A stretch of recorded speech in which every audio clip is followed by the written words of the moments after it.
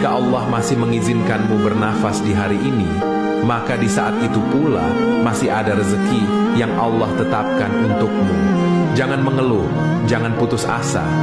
Jalani saja hidupmu dengan penuh kebaikan.